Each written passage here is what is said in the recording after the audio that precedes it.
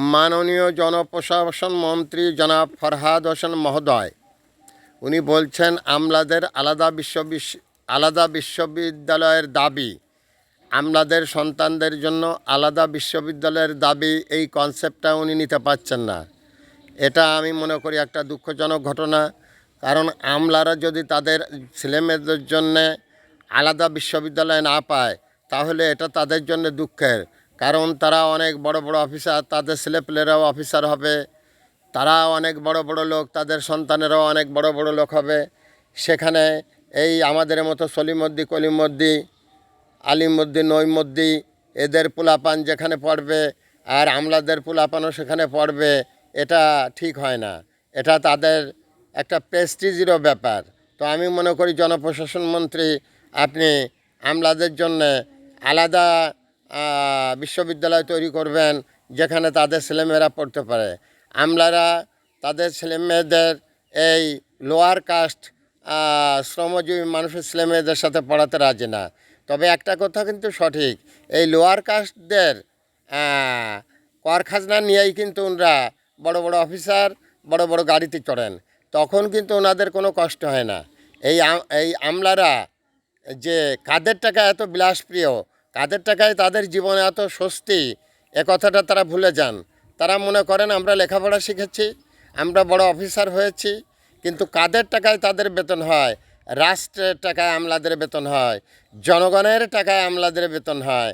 তাদের ছেলেমেয়েদের আলাদা বিশ্ববিদ্যালয়ের দাবি করে দেন, তাদেরকে আলাদা বিশ্ববিদ্যালয় করে দেন, কিন্তু এই জনগণের উপরে কর খাজনা কমায় দিয়ে বেতন কমায় দেন, তখন আর আলাদা বিশ্ববিদ্যালয়ের দরকার হবে না।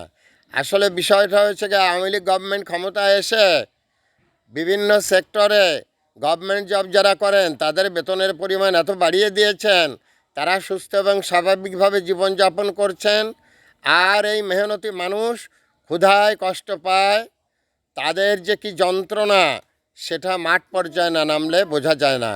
এখন তারা কী দাবি করছে? তাদের ছেলে মেয়েদের জন্যে আলাদা বিশ্ববিদ্যালয় লাগবে।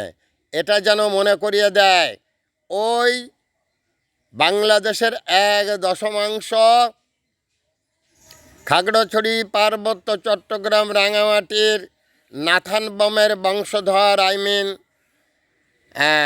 গারো, সাঁওতাল,